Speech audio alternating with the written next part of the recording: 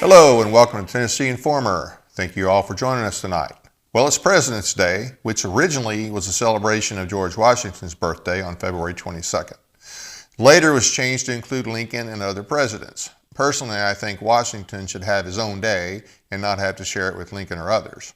Washington is the father of our country and was indispensable in our fight for independence. However, since Lincoln is held in such high esteem by so many of the uninformed and misinformed, I thought today would be a good day to inject some truth into the equation about Lincoln and how he allowed his generals to prosecute the war and make war on civilians. Now, this is not totally about Lincoln, but it's going to cover the Civil War, which those two are forever linked. With us today is Professor Jeffrey Addicott from St. Mary's University in Texas. He's here to discuss his book, Union Terror, Debunking the False Justifications for Union Terror Against Southern Civilians in the Civil War, and his second book, Trampling Union Terror, Riders of the 2nd Alabama. Lieutenant Colonel retired Jeffrey Addicott is a professor of law and director of the Warrior Defense Project at St. Mary's University School of Law. As a former active duty officer in the Judge Advocate General's Corps for 20 years, he spent a quarter of his career as the senior legal advisor to the U.S. Army Special Forces. He's an internationally recognized authority on national security and terrorism law. He's a regular contributor to national and international media outlets to include Fox, CNN, and others. He's a prolific author on a variety of legal and policy issues, and he headed the Center for Terrorism Law. To say the least, he's well qualified to talk about the issue. Dr. Addicott, thank you for being with us tonight. How are you? I'm doing great. It's a pleasure to be here. Thank you for having me. Well, we really appreciate you taking the time. I know you're swamped, and I do appreciate you coming on the show. Before we get to the main topic, can you tell us a little bit about the Warrior Defense Project? Right. So I'm the director of the Warrior Defense Project at St. Mary's University School of Law here in San Antonio. So I did serve for 20 years in the military and then became a law professor. After 9/11, I founded the Center for Terrorism Law, but we kind of converted that to the Warrior Defense Project about 6 years ago when President Trump destroyed ISIS. Radical Islamic extremists kind of went back in their holes for a while. So the Warrior Defense Project is kind of my main thrust, although I do speak and engage a lot on terrorism issues. I did it in the military and I'm doing it, academically. You'll see that flyer in front of you. That's our brochure. And we have an annual report that we release each year, but that's kind of our propaganda flyer. And you'll notice that they have two Greek soldiers fighting the enemy, and then this angel-looking figure in their back. That was drawn and given to me after the first case that I took in 2007 when two Green Beret soldiers were charged with murder for shooting a Taliban enemy combatant in the head. And they were brought back to Fort Bragg, North Carolina, charged with murder. I volunteered to assist them, and bottom line is all charges were dropped, and they provided me with this sketch, which I immediately adopted as our logo for the Warrior Defense Project. I've done about 150 cases. You'll see on the left there some of the cases that have made national news. You notice the second one down the bottom is Matthew Lohmeyer. Yep. He has now been appointed by President Trump as the Undersecretary of the Air Force. So Wow. his case was he was drummed out of the Air Force, relieved from his duty position because he objected to DEI training in the Air Force. So a lot of cases that I've handled have made front page of various newspapers around the world. And my criteria is I have to be convinced that you are innocent or have been grossly punished before I will take on your case. And I've done about 150 cases, have law students that assist me in this so they get a great education in real world trial tactics and administrative law. And as far as I know, we're the only law school in the country that does this pro bono. We don't charge any money to the soldiers because soldiers don't have money. And we have a pretty healthy success record as far as winning. Well, that's great. You said you've done 150 cases. How many, over the 20-some years, do you have any idea how many of our soldiers were charged with different violations of Yeah, so the military system is like any other system. I mean, they have a uniform code of military justice, and it works about 95% of the time, maybe 96% of the time, justice is done. We have a lot of people that commit crimes. They need to be prosecuted and punished. But there's that perfect storm where individuals get caught up in something. And for example, the two Green Berets charged with murder, they were simply charged because the general wanted to get his next star. And he used them as a means to do that because if you're going to be promoted, if you're a general officer, it has to be approved by the Senate. At that time, the Senate was controlled by the Democrat Party. And at that time, they were saying this nonsense during the Bush administration that we're murdering people, killing civilians. And so this general said, well, I'll just charge some of my soldiers with murder. And so when I go before the Senate of these Democrats, they'll, promote me. And that's exactly what happened to him. He was promoted to a third star. But the rest of the story, we got the Department of the Army IG to go after him for what he did, and his star was taken away from him. But so a lot of cases, it's just human error, arrogance, power lust, money, greed. As I tell my law students, why do we have lawyers? And the answer is because people lie, steal, and cheat. So there is no such thing as a perfect system, but I'm not one of these that says, oh, we got to get rid of the death penalty. No, death penalty is great.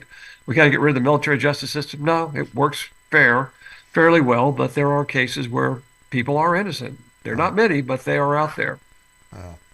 Well, I'm definitely glad you took it up. I didn't think about there not being any other universities that do this kind of stuff, but Too much work. I'm retired military as well, so I do know some people that have gotten raw deals, and actually have read some of them from the ones that you've have defended.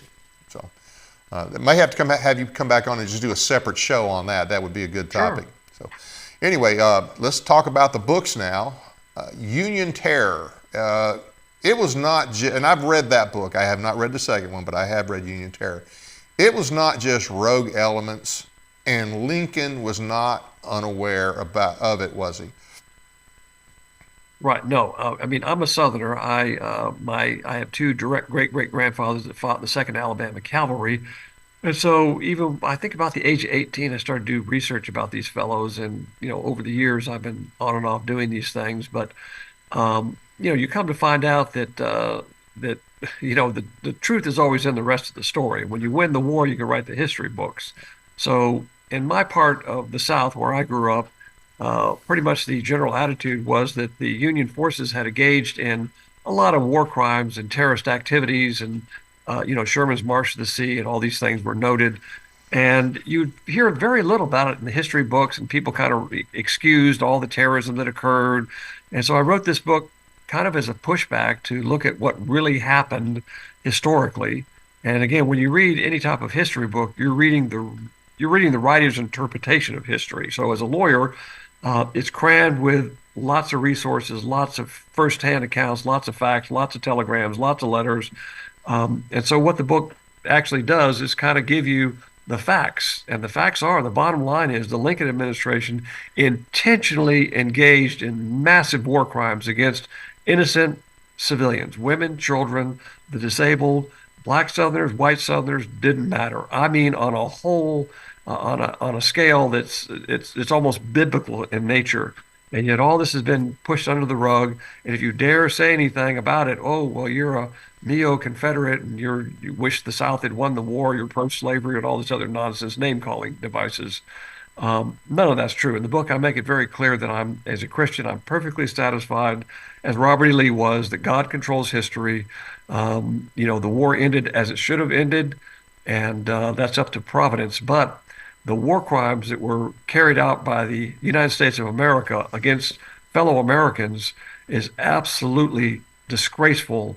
And when we look at our history, we need to understand the good, the bad, and the ugly. So this book is not a brief about, the South should have won the war, et cetera, et cetera. No, it's just detailing the facts of what really occurred and debunking all the myths. Because when you bring these issues up, that Sherman, for example, who was the chief purveyor of war crimes, people come up with all sorts of excuses. Well, he really didn't, one, he didn't know what was happening. Two, he didn't do it. Three, I had to live off the land.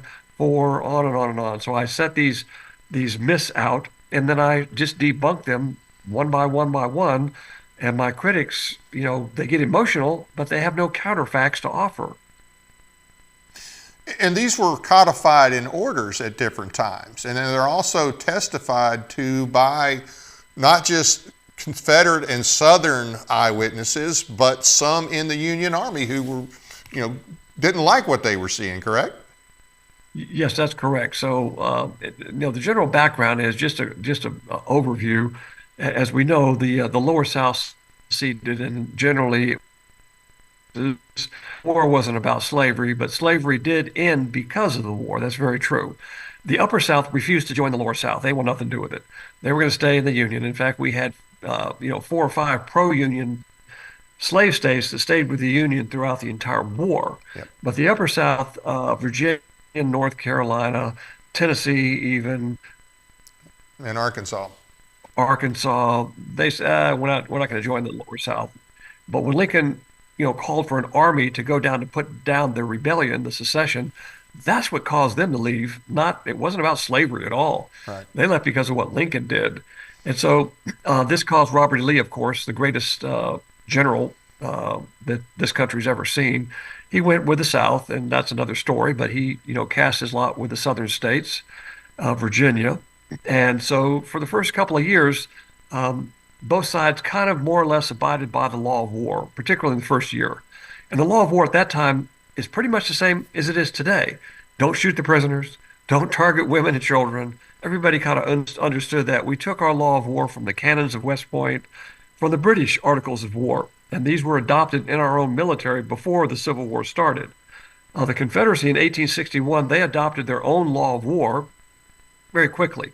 Lincoln was not so quick, but he did, get a couple of folks together, Halleck and a professor by the name of Lieber, to draft the United States law of war. And they did that. 1863 rolled along. They had it done. Lincoln approved it as General Order 100, and that's called the Lieber Code, or General Order 100. So what I use in the book is I take the Union's own law of war and I measure what they did by that book. So people can say, well, who are you to say that they violated the law? It's your own law. Lincoln codified it. And so by early 1863, it's in writing. Francis Lieber, the author of this, the main leader of the revision of the War Code, he actually wrote to Lincoln rather quickly that he saw a lot of troubling signs that the Union was not abiding by the Lieber Code, the law of war. But there were war crimes on both sides, but it's like comparing a mountain with a molehill compared to what the Confederacy did. So by 1863, after Gettysburg, and moving into the early part of 1864, it became apparent to Lincoln that he was going to lose the 1864 elections. Even though things were kind of going well in the West, in the East, and that's where all the newspapers are, it was only bad news. You had the riots in New York City over the draft laws that the Union was doing. The largest number of lynchings of Black Americans in the history of this country was in New York City. Nobody knows how many hunters were just lynched. Mobs went out and killed people. Very unpopular war. Lincoln knew he was going to lose because it was kind of a stalemate in the East. Every army that went down to defeat Robert E. Lee couldn't do it. So Grant was brought back from the West. He was promoted by Lincoln to be the chief of all the army, and he proposed a plan to win the war. It had 3 parts to it. One, I'm going to just bundle up the main Union armies. Instead of doing these little onesies and twosies across the theater, one big, huge Union army is going to target Lee. Another big, huge Union army under Sherman will target the other major Confederate army, which was at that time Johnston in Georgia. And those are the 2 main Confederate armies in the field. So his strategy was just attrition. Nothing fancy. We're just going to bundle up like a gigantic porcupine and go straight ahead. And Grant basically said, I can keep losing longer than Lee keeps winning. And he was called Grant the Butcher because he just replaced soldiers after soldiers after soldiers. And he was called that by the North. Oh yeah. They called him Grant the Butcher. And the second thing Grant did, he said, I'll stop prisoner of war exchanges. because we have unlimited new people to put in the Union Army. The South, 85% of the white male population is already in the Army. The only way we could get reinforcements was one, either armed black Southerners, which Lee proposed and many people did that were smart, or we do POW exchanges. We get back our soldiers, put them back in the field. So Grant stopped all POW exchanges with few exceptions, knowing that the Union soldiers were starving to death because we couldn't even feed Southern soldiers, let alone POW. So that blood's on Grant's hands. And the third thing he did, he proposed that we now specifically target civilians. We terrorize them. The theory is that if we terrorize them and burn them out and destroy them and abuse them, they'll send letters home to their husbands who are fighting in these armies, and the armies will just disintegrate. And Lincoln approved of all three of these prongs, and they were carried out. And I go through those in the book on how they actually did these things. And so the terror aspect of it, Sherman was the chief purveyor. And I don't remember, it's been a little while since I read it. You say Lincoln approved it. Was there anything in writing, or what additional proof is there that Lincoln bought off on it, other than the fact that it happened and it was never stopped? Yeah, Lincoln was a very wily politician. That's point one. So he was very keen about not leaving a paper trail. But in the book, I've got individuals that were in on the conferences that Lincoln was very involved in what the military was doing. He was at the telegraph office almost every day hearing reports. He'd have regular meetings with all his generals all the time. So to say that Lincoln didn't know is a lie. You can't have it both ways. You can't have him deeply involved in the military, but he didn't know about this other stuff. Right. But he was very smart to cover his tracks. So was Grant. I mean, you can't on paper say, we're going to terrorize women and children. So they use code language. The Lieber Code would allow you, under military necessity, to take certain things, war resources. So Grant redefined that term to include not just like, factories that made clothes or bullets, but he included civilians. In his mind, every civilian was a resource for the Confederacy. Every home, every donkey, every mule, every chicken, everything. And I've got this in the book, and all his telegrams where he told Sherman, I want you to go after the war resources of the Confederacy. And they all knew exactly what that was. And so Grant authorized it. But I've got a lot of paper trails in the book to discuss that. But again, Lincoln would use the God word, and people glorify Lincoln.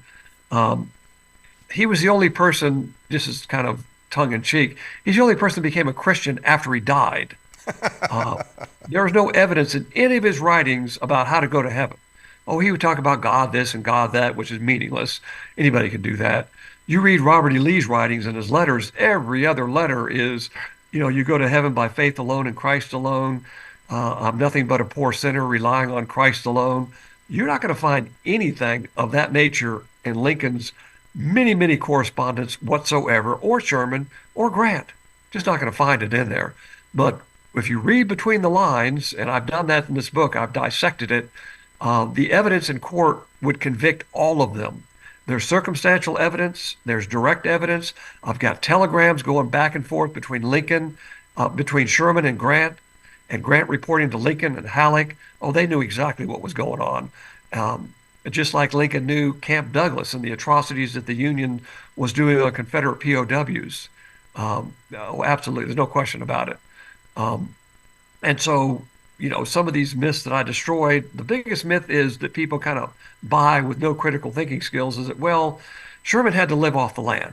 He had to do what he had to do, which is a lie. So again, historically, you've got to look at the facts.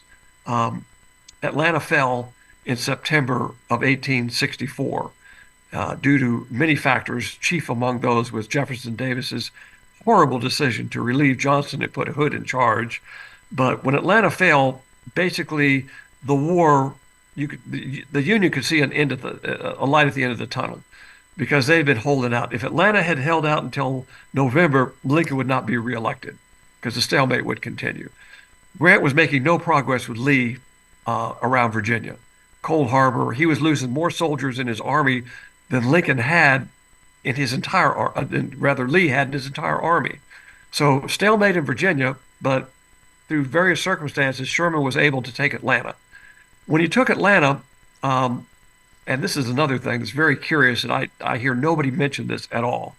If you're really serious about ending the war, you've got Grant and Lee in Virginia. Lee's grossly outnumbered, but they're in a siege. To the south, now you have Sherman with a gigantic army, 100,000 plus, in Atlanta. It's September.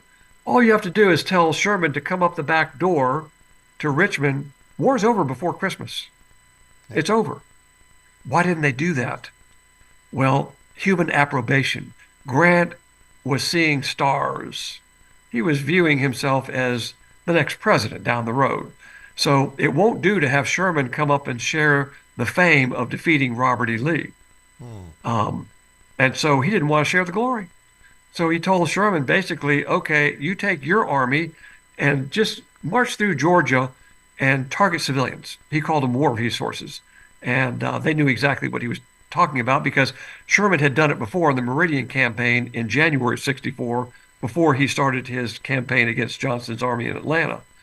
So they knew exactly what they're doing. The book codifies all that stuff, lots of telegrams, lots of letters. So instead of ending the war with honor and fighting military soldiers, Sherman is going to march across Georgia. Now, Sherman was a bean counter.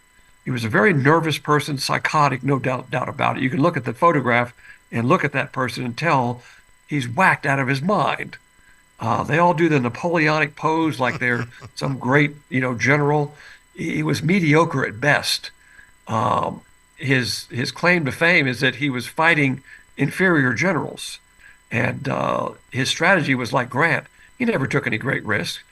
When he came down from Tennessee to push into Atlanta, his army was 2 times, 3 times as big as the Confederates.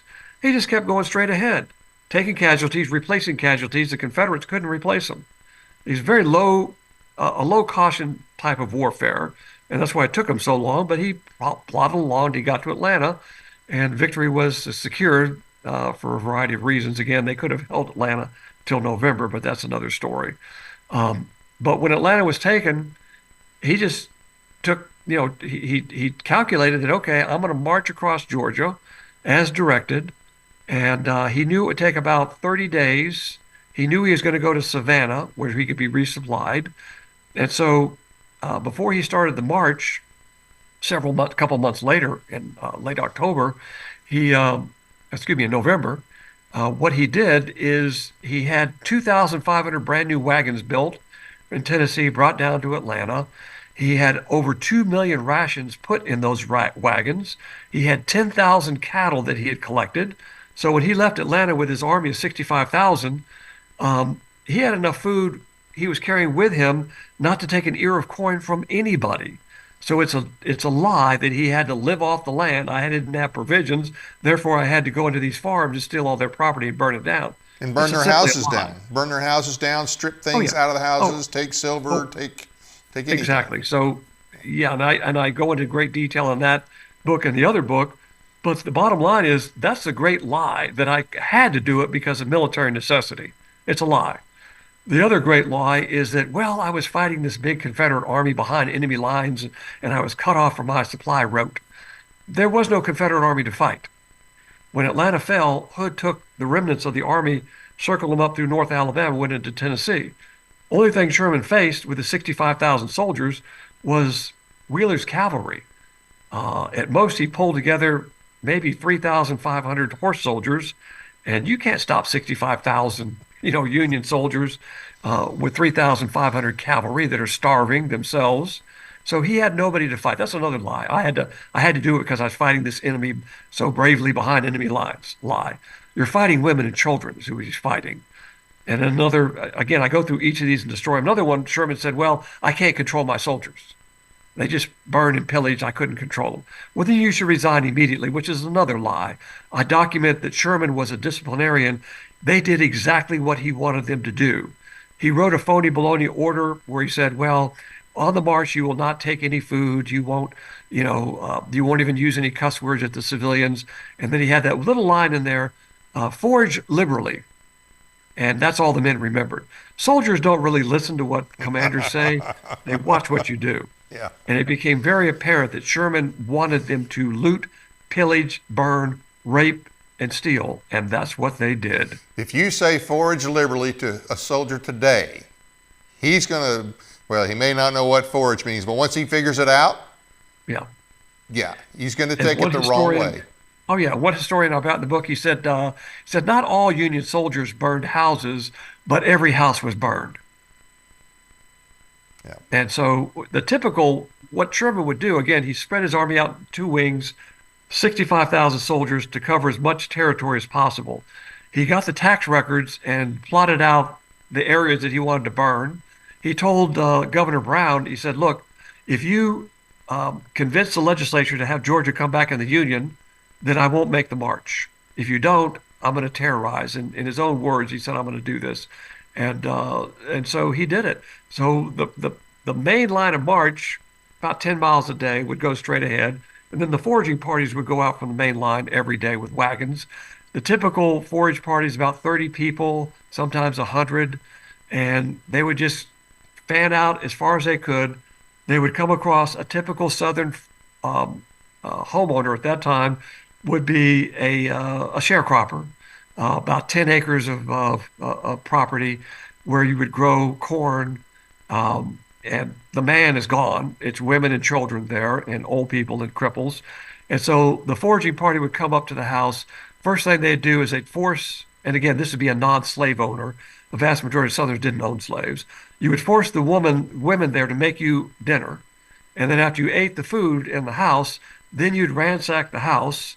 And then you'd go out and ransack all the barns because there's no Walmarts. You'd have to, skin your own hogs and keep them in the smokehouse and all the other things.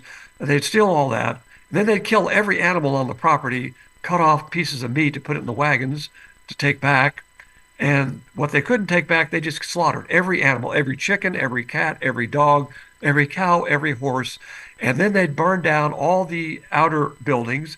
And then in about 90% of the cases, they'd burn down the main dwelling house. This is November in Georgia. It was very cold that year. So you've got women and children starving as the forage group leaves. And then the cases, as I got in the book, of sexual assault were rampant. And Sherman tried to cover this up and lie about it. But I've got two female historians that I rely heavily on what occurred. And Southern black women got the worst of it because they had no standing to do anything. And so Union soldiers would basically just do whatever they wanted to do. And the officer leadership kind of looked the other way. Nobody was ever prosecuted for these war crimes, with few exceptions. Nobody got the death penalty. Were there any senior officers? Horrendous war crimes. Any senior officers prosecuted, or just lower ranking? No senior officers whatsoever. Sherman was given a parade in 1865 in Washington, D.C. And so they carried this swath of destruction right across the Southland. Again, they didn't care if you were free black, and I've got stories in there, free blacks. They just destroyed everything they had. There were a lot of free blacks in the South. People don't understand that as well. Slavery was dying a natural death. There were thousands of free blacks. And so they make no distinction between enslaved blacks or free blacks, or rich white or poor white. They didn't care. They burned down everything. Now, they did spare the capital of Georgia, and that was just for publicity purposes, because that would get in the newspapers that you pillaged an entire capital of the state. But the communities outside, who are you going to talk to if you're sexually assaulted? Nobody. There's no law enforcement. And women aren't going to admit that, because in the South, it's a horrendous thing to occur at any time. But they just didn't report it. When their husbands came back, it was just never talked about because there's no recourse. There's nothing you can do. And so a lot of these things were not reported. But I did find a lot of firsthand evidence that I include in the book that they did occur. And just logically, it will occur. If you allow your soldiers to act like animals, not all of them are going to do it, but 5% of all militaries have rotten human beings in the military. If they don't receive strict discipline, they're going to do these things. Yep. So they did occur. And so these are war crimes. These are horrendous war crimes that occurred. They also occurred in the Shenandoah Valley. Oh, And yeah. Grant directed those as well. He said, I want you to destroy every farm so a crow would have to carry its own provisions to fly across the Shenandoah Valley. Wow. That's outlawed by the Lieber Code, by the law of war. You cannot target civilians with such terror. And they did it anyway. So the book is an eye opener, but it will be a source of great distress for those that have been drinking the Kool-Aid about, the wonderful North and the evil South. Yeah. And another justification was, well, the ends justify the means. We're the good guys, and therefore it didn't matter. We had to end slavery, so we could do whatever we want to do. No, that dog won't hunt. And by the way, the terror tactics didn't work. It probably prolonged the war because the Southern people have strong backbones. Many black Southerners, and I've got their quotations in the book, they were very confused because they said these blue bellies are supposed to be our liberators, and yet they treat us worse than we've ever been treated by Southerners. And so they didn't flee. Some of them fled in great numbers, but the vast majority did not flee to the Union arms. And when they did take, black Southerners, they mistreated them horribly in conditions that were terrible, both during the war and post-war. You mentioned a minute ago the ends justifies the, that's an old Soviet thing. The ends justifies the means. Yeah. Was the Union Army impacted by all the communists from the Revolution of '48 that came over from Europe? Was that in play there or what? Well, I think probably the thing that was in play is just Lincoln himself. Lincoln authorized these things. And the greatest thing that you have to remember in the military is leadership matters. Yeah. Because the men that made up the ranks of the Southern armies, they came from farms and ranches, and the Northern armies, same stuff. They're Indiana farm boys. They're raised with the same Bible, the same moral code. But when you have poor leadership, that's what's going to occur. When Lee went north into Maryland in 62 and Pennsylvania in 63, if Lee would have done the same thing that Sherman did, those soldiers would have done the same thing. They would have burned down Union homes. They would have stolen things. They would have engaged in these atrocities. It was Robert E. Lee that kept him in check, and his firm command on leadership. That's why he's one of the greatest soldiers, the greatest soldier we've ever seen in this country. And these idiots that have torn down his statue, they know nothing about Robert E. Lee. He is the touchstone, and that's why every Southerner should have a portrait of Robert E. Lee above your fireplace. If you don't, what are you showing your children, and how are you raising them? What's their template? Who's their hero? There's not a better hero that you can find as a Southerner, and we've always had one up above our fireplace, and I'm looking at mine right now above the fireplace where I live, and my children will have one above their fireplaces. That sounds like a good idea. But now, you talked a minute ago about the South didn't exactly lay down because of this, and in your second book, Trampling Union Terror, and that was about the Second Alabama. Let's talk about that. Yeah. So this book I've been working on for about 50 years. And the genesis was I had two great-grandfathers that were in the Second Alabama Cavalry. As I uncovered the research over the years, I discovered that this regiment of usually they had about 400 men in the regiment. When they first started out, it was 1,000, but through attrition, they usually had a fighting style size of about 400 throughout the war. They stopped more Union terror raids than any regiment in the Confederacy, because these Union terror raids wasn't just Sherman. When Tennessee fell to the Union, they would, along the border between Alabama, Mississippi, and Tennessee, Union raiding parties would come down regularly. I think the horse soldiers, Grierson's raid was the first big one, and then dozens followed after that. And their orders were to go into small southern towns, burn them all down, steal everything, terrorize and pillage. That's what they did. And so this regiment, the 2nd Alabama, as an independent regiment, as part of a brigade under Ferguson later on, they would chase these and blunt these Union terror raids. And every time they caught them, they were successful in combat. But that's what they did. They were positioned along the border of Tennessee, and these Yankee raiders would come out of Tennessee, and their orders were basically to go down and destroy everything. And I record those. I've got chaplains that rode with the Union forces, diaries, all this stuff, and they just admit what they're doing, burning down churches, women's schools, stealing everything they could find, just horrendous war crimes against old people, the disabled, women, children, laughing about it, pillaging, carrying stuff back. And it's just despicable. It's really, really horrendous. But this is part of our American history. And so it's a very exciting book. The regiment has ups and downs, and but they were hell on wheels, and they actually also opposed Sherman's march to the sea. So I have to back up a little bit because there were some Union foragers that were executed, and they were executed by Southerners in the cavalry that caught them in the act. Oh, okay. And we've got a lot of diaries where these Union pillagers would plead for their lives, and the Southerners would say, "The cries of these women and children are drowning out your miserable, cowardly cries for mercy," and they cut their throats and shoot them right on the spot, which is what the Lieber Code demanded.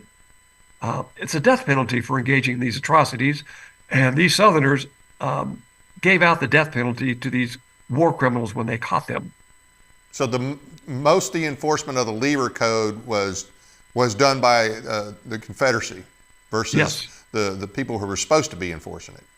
That's right. And after the war, when the Union occupation forces had an opportunity to prosecute some of these Southerners in the 2nd Alabama Cavalry and in the brigade, they put no charges for it because you would have to then go into great detail about well, how was the person killed and what were they doing when you killed them? Well, they're in the process of raping people and burning down their homes. And you just look at the Lieber Code, which is the death penalty on the spot. So yeah, I have that covered in my book as well. They tried to bring charges against the brigade commander, and they dropped the charges. Well, that's the Civil War that I know of. The only person hung in any level of leadership was Wirtz from Andersonville. I don't know of any other high-ranking guy that was, actually tried for treason, actually punished. And I don't know why people haven't caught on. Well, wait a minute. If it was treason, if it was so obvious, then, how did Lee not get punished? How did Nathan Bedford Forrest not get punished? How did all these other people not get punished if it was treason? Yeah, and Wirt was the only, high-ranking Confederate soldier that was prosecuted. He was a major. He was the commandant at Andersonville. Yeah. And that trial was a complete breakdown in justice. He was railroaded all the way. There's no evidence that he committed any war crimes whatsoever. The facts show that the death rate among the guards in Andersonville was the same as the death rate among the Union POWs. Primarily, the state of medicine would be better served if they took all the medical books and threw them in the ocean. It would be worse for the fish, but better for the men. They would drink from polluted water sources and get dysentery and die. Yep. So the evidence that they trumped up against Wirtz was phony, and there's some great literature about that. He was not a war criminal. The war criminals were Sherman, Grant, Lincoln, and all the minions below them that they allowed to do these things. None of these people were ever prosecuted, and that's just the way it is. But when you win the war, you write the history books. Yeah. So the greatest opposition I faced when I put out these things is this, again, people, you love slavery in the old South. It had nothing to do with that. Lee was against slavery. All reasonable people knew that slavery was evil at the time. It was economic. And there's racism in the North, there's racism in the South. Sherman was a huge racist. And yes, there was a lot of mistakes that were made on both sides, but this is American history. Again, I'm perfectly satisfied, as was Lee. Lee said, "I would gladly have suffered all I have suffered and given up all I have given up to have the evil of slavery washed from the land." He recognized it wasn't about slavery. He was not pro-slavery at all. But this is the propaganda that people use today to denigrate Confederates in our history. It's time to use common sense. It's time to be proud of your heritage. There's a lot of things to be proud of about the South and about our Confederate heroes. And I, for one, will not surrender my heritage for a mess of pottage or political correctness. There was some evil in the South. There's evil in the North. And the book, I do point out some of the, missteps. But again, it's like a mountain and a molehill. in terms of terrorist activities by Southern forces. You're hard pressed to find anything. Well, and you mentioned about early on that it was not the upper southern states, Virginia, Tennessee, North Carolina, Arkansas, didn't get involved until after Sumter, until after Lincoln called all these people up to invade the South. And that's when they're like, no, we're not doing this. Oh, yes, we are going to raise an army, but it's not going to be for you. It's going to be against you. There wouldn't have been much of and really, as you know, Civil War is not an accurate description for it because the South was not trying to take over the North. They were just trying to leave. But there wouldn't have been much of a war if you didn't have the troops and leadership that came from Virginia, North Carolina, Tennessee. I'm not knocking the other states, but think about it. Virginia, Tennessee, North Carolina. Your great leaders came out of Virginia, and they came out of Tennessee with Forrest. But the numbers, North Carolina, Virginia, Tennessee. Much different fight. Lincoln was so arrogant when his advisors told him, if you do this, you're going to lose the Upper South. Oh, they'll never leave. They'll never leave the Union. And that was one of his great blunders. His smartest thing he ever did was to goad Jeff Davis into firing at Fort Sumter, because then you got the narrative. You're the bad guys because you fired the first shot. The South should have never taken the bait. You don't fire the first shot. And that's what caused the Union to go from let them go, was the general attitude, to we got to fight this war because of the propaganda victory. So that's the smartest thing Lincoln ever did. The dumbest thing was to force Virginia, North Carolina, Tennessee, Arkansas out of the Union. Yeah. And like you said in the beginning, both sides still had slavery. Kentucky never left the Union, although they did provide troops to the South. They had slavery there. They had slavery in Maryland. They had slavery in Delaware. If I'm not mistaken, Grant's wife owned slaves. I could be mistaken. I've heard that, and I think that's accurate. Yeah. So, yes, you did. And when West Virginia seceded from Virginia, in their Constitution, they were a slave state. Yep. So if it's about slavery, why did 5 slave states fight for the North if the war is about slavery? Ooh, that's too hard. It hurts my head. I can't think about that. Well, you mentioned West Virginia, and that's where my family is from. It's not about slavery. That's where my family is from. Yeah. And number one, we were always taught that, West Virginia seceded from Virginia because they all supported the North, which is not true. If you look at the numbers, it's a wash pretty much.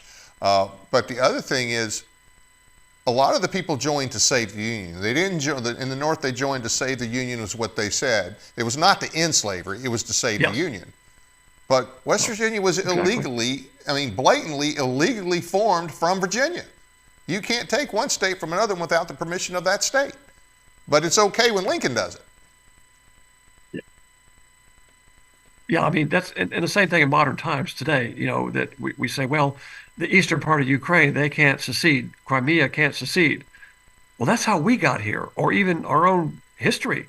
We seceded from Great Britain. I mean, that's what we did. We wrote them a love note, say, we're leaving. No, you're not. Yes, we are. 6 years of gun battles. We left. So in the Bible, again, as a Christian, revolution is not authorized in the Bible. Secession is. If you want to leave, then you can do it lawfully, and people can form their own country, as we were founded that way. So it's perfectly biblical. I'm not advocating for secession, but I'm just pointing out that it's biblical and it's legal. And it's a God-given right, because I know there's a Supreme Court case that came out after the war. It said you can't secede from the Union, blah, blah, blah. Well, that means nothing. It's a God-given right. I'm sure the British court said that the colonies couldn't secede. Well, that means nothing. If it's a God-given right, man can't take it away. I don't care what court's going to make a ruling. It's a God-given right, and there are certain God-given rights. If the government becomes, unsustainable, then people can secede if they wish. But the problem is, power hates to give up power. They're not going to let you go unless you have to fight for it. Yeah, and I think that a lot of that had to do with not only were they going to lose the tariff revenue, but now they would have another country on their southern border that was going to charge much lower tariffs. So I think it's always follow the money. And I think that is I think that is the money more than anything else, is now we'll have the Confederacy to the south we're not going to get much business anymore. The British or the French are going to deal with the South, and we're stuck. And I think that had more to do with it than anything. I agree with you. Now, Lincoln, his second smart decision, he took the moral high ground by abolishing slavery in the states then in rebellion. He didn't free them in the North, as we know, or the slave-holding states that fought for the North. Yeah. But that was a brilliant move by Lincoln. And then, of course, he finally enlisted blacks into the Union Army. At first, they wouldn't allow it. The South was behind on that idea. The South should have done it in 1862, as Lee advocated in '63, and they just didn't do it. They did it when it was too little, too late to offer freedom to black Southerners that would fight in March of '65. They should have done it in '62. Yeah.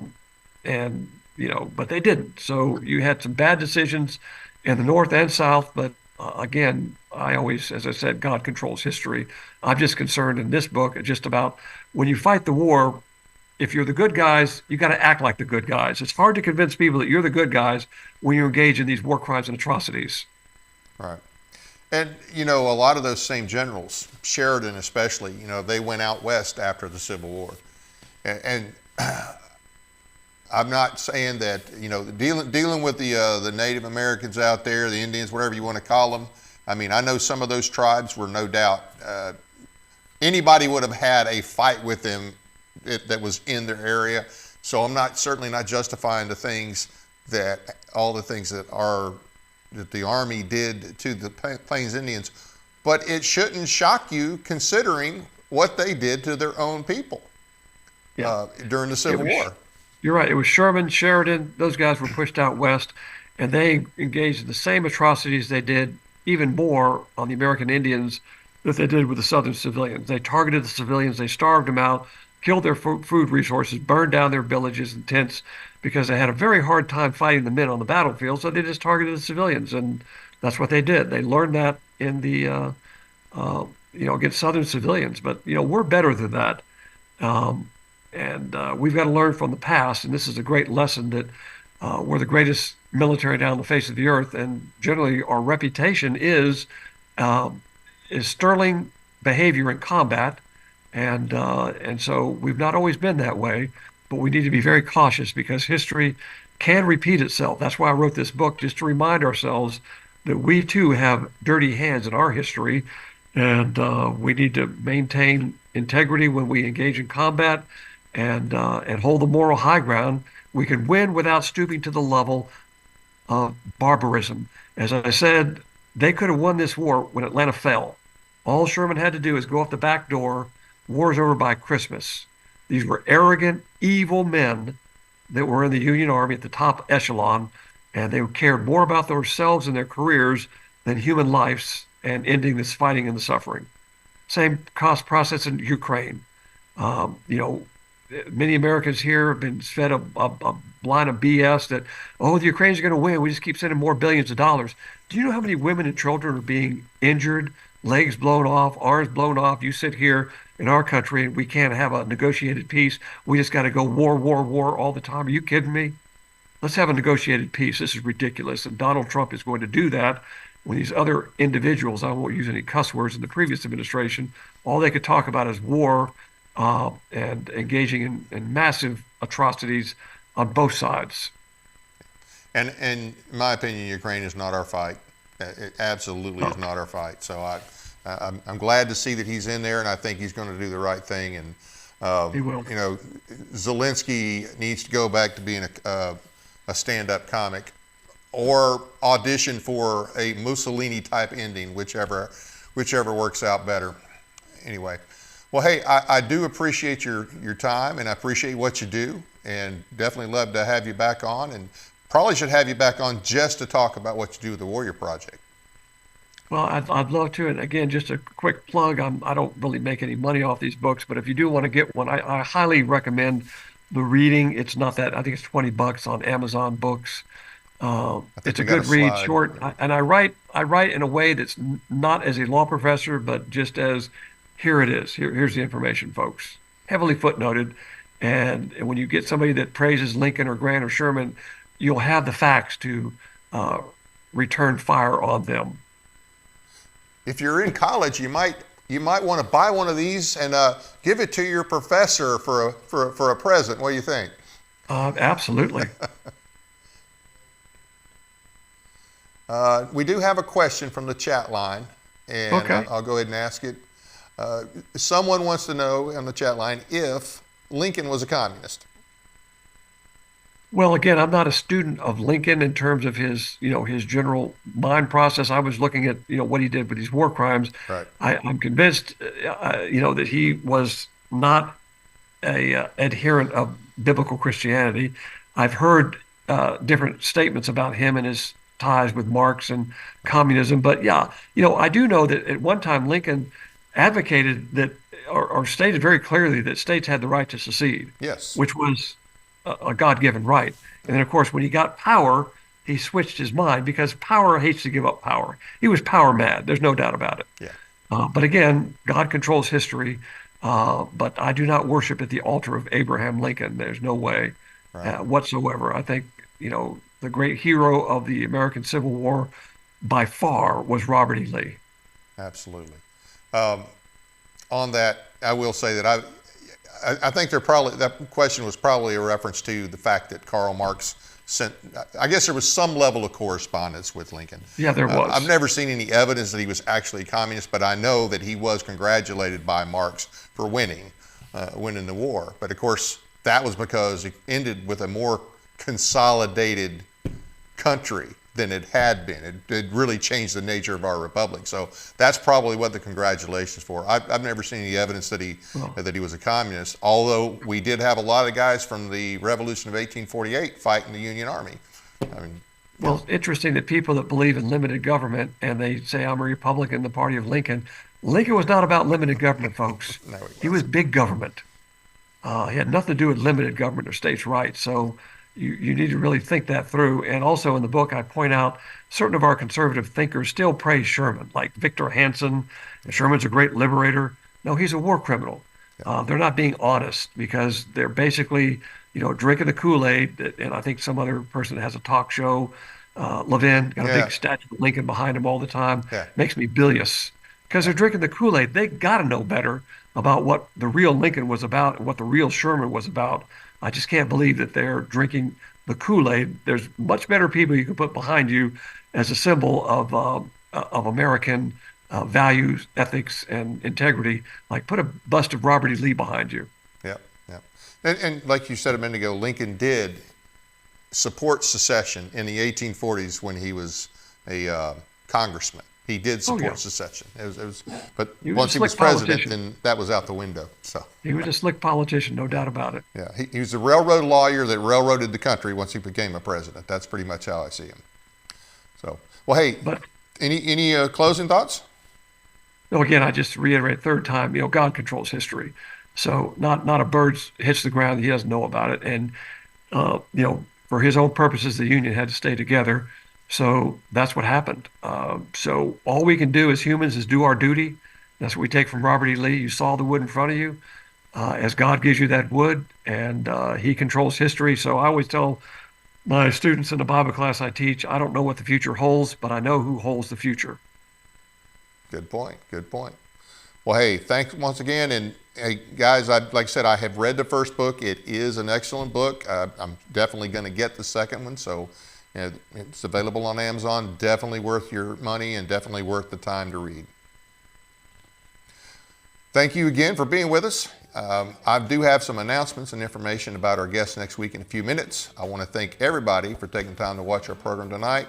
Please be sure to hit the like and subscribe buttons as well as the notification bell so you never miss an episode. We appreciate your support. Check out our audio podcast on iHeartRadio, Spotify, and other platforms as well. Sign up for our weekly newsletter at our website, tninformer.com. Find and follow us on Facebook and Twitter. The nullification process bill has new numbers. House Bill 0441, sponsored by Representative Holsey, and Senate Bill 0479, sponsored by Senator Bowling. No schedule yet for the committee, but the House bill is assigned to the Public Service Subcommittee. Senate bill is assigned to the State and Local Government Committee. No date yet. Visit tncss.weebly.com for more information on nullification legislation. Sign up for the Substack so that you know what's going on with this bill and when it'll be in committee. The Tennessee Neighbors for Liberty is hosting their Patriot Potluck Friday, February 21st, 6 p.m. at the Providence Baptist Church. Guest speaker will be Danny Blitz, and the topic is Our Duty to Interpose, Nullification, Past and Present. Current Tennessee eminent domain law authorizes the government to take private property from its owner and transfer it to another private owner. It's known as the blight loophole. House Bill 0444 by Representative Halsey will close that loophole and is scheduled for a hearing this Wednesday. David Seal, who was on this show a couple of weeks ago, is asking that people contact the members of the committee and ask them to support the legislation. We have names and contact information on our website, plus some links for more information on the topic. Next week, our guest will be Dan McKnight with Defend the Guard. Join us and learn what can be done to restore the Founders' constitutional intent for our state military forces. That's it for now. Good night from Paris, Tennessee, that is.